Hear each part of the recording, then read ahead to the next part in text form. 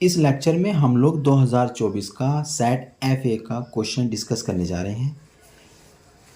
अशून्य परिमेय संख्याओं के समुच्चय Q स्टार पर जो समुच्चय आपको दे रखा है वो अशून्य परिमेय संख्याओं का है, यानी कि उसके पास जीरो नहीं है, शून्य नहीं है, बाकी सारी परिमेय संख्याएं वो अपने पास रखता है। उसमें एक रिलेशन दे रखा है R, जो उन्होंने परिभाषित किया है इस तरीके से कि एक रिलेशंस इस तरीके से परिभाषित किया गया है कि A/B इम्प्लाइज करता है A इक्वल 1/B को।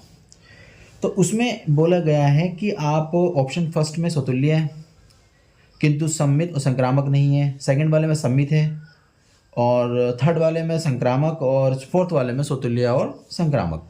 तो हम लोगों को ये चार ऑप्शन चेक करने हैं। तो पहला ऐसा करते हैं, समतुल्य को चेक कर लेते हैं। समतुल्य का मतलब होता है कि अपने आप का रिलेशन अपने आप के साथ होना चाहिए, यानी कि अगर मैं 3 का रिलेशन 3 के साथ निकालना चाहूँ तो मेरा आना चाहिए इसके अकॉर्डिंग 3, B के अकॉर्डिंग 3 है तो उसके लिए भी 1/3। अब मुझे ये चेक करना है क्या ये रिलेशन जो मेरे सामने आया है ये सही है या गलत है। तो 3 1/3 के बराबर कभी नहीं हो सकता, इसका मतलब ये तो गलत हो गया। तो ये कभी भी क्या नहीं हो सकता, समतुल्य नहीं हो सकता। तो ऑप्शन फर्स्ट वाला जो है इसका नहीं बन सकता, उसमें समतुल्य बोला गया है।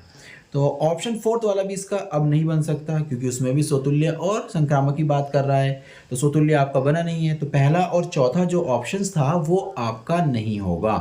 तो ऑप्शन सेकंड और ऑप्शन थर्ड पर हम लोग डिस्कस करते हैं।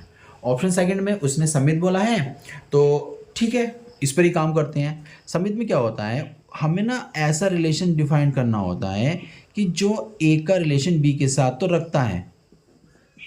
हम लोग जो ढूंढेंगे वो बी का रिलेशन ए के साथ, यानी कि BRA को हम लोगों को ढूंढना होगा जो इम्प्लाइज करेगा B इक्वल 1/A। ये हम लोगों को दिखाना होता है। अब हम इसको लेके चलते हैं, हमें ये दिखाना होता है। तो हम क्या करेंगे कि हमने देखा कि ये कंडीशन कैसे बन सकती है। हमने यहाँ से B को इधर भेज दिया और A को इसकी जगह ले आए, तो हमारे पास जो रिजल्ट आ जाएगा वो B इक्वल टू आ जाएगा 1/A। तो ये मैच कर गया, इसका मतलब ये हुआ कि ये तो हमारा सही हो गया। तो ऑप्शन सेकंड वाला सही हो जाएगा, सममित ये है।